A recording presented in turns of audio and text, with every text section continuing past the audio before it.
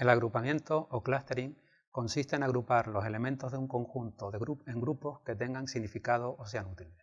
Se trata de una tarea que tiene importantes aplicaciones prácticas, entre otras para segmentar clientes o identificar comunidades en redes sociales. La utilidad de los grupos de objetos depende del objetivo del análisis y del dominio de aplicación. En general, los grupos estarán formados por elementos similares o relacionados entre sí de algún modo.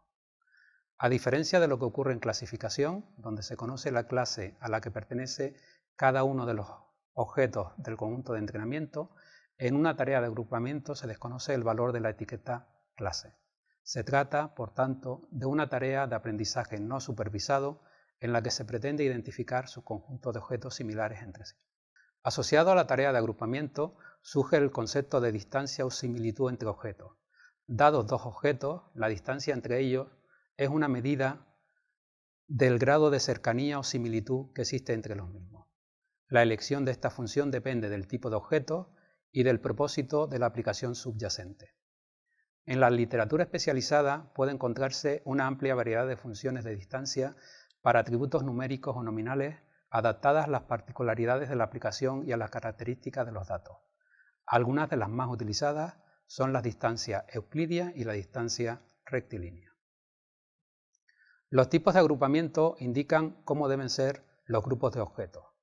Algunos de los más buscados son: primero, agrupamiento con grupos bien separados, en los que los objetos de cada grupo están más cercanos a los objetos de su propio grupo que a los objetos de cualquier otro grupo.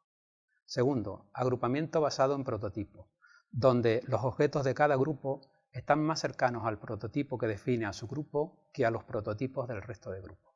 Los algoritmos para agrupamiento basado en prototipos toman como entrada un conjunto de objetos y una función de distancia y devuelven una partición del conjunto.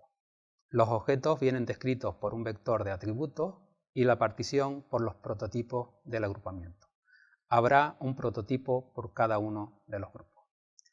El algoritmo más usado para encontrar un agrupamiento basado en prototipos es K-means. En K-means, el prototipo se define como el centroide del grupo, es decir, como el punto medio de los objetos. El algoritmo que parte de un conjunto inicial de K-centroides consta de los siguientes pasos. Paso 1. Asignar cada objeto al centroide más cercano. Los objetos asignados a un centroide forman un grupo. Paso 2. Recalcular el centroide de cada grupo. Paso 3. Repetir los dos pasos anteriores hasta que los objetos no cambien de grupo. En gran medida, el comportamiento del algoritmo K-means y la calidad del agrupamiento obtenido depende de los centroides iniciales. Una mala elección hará que el agrupamiento obtenido sea de baja calidad. Pero, dados dos agrupamientos, ¿cuál es mejor? Esta pregunta no tiene una respuesta simple, dado que la calidad de un agrupamiento depende, de nuevo, del uso que se le va a dar al mismo. No obstante, se han propuesto medidas para evaluar la calidad de un agrupamiento. Si la distancia empleada es la euclidia, suele usarse como medida de calidad del agrupamiento la suma del cuadrado de la distancia entre cada objeto y su centroide. Se trata de una medida de cohesión del grupo. Cuanto menor sea esta suma, más cohesionados estarán los objetos de cada grupo. A pesar de su simplicidad, el algoritmo K-means ha sido usado con éxito, entre otros campos, en la prevención del crimen. El algoritmo suministra información sobre la probabilidad de que un determinado tipo de delito, robo, agresión, escándalo, ocurra en una zona geográfica dada.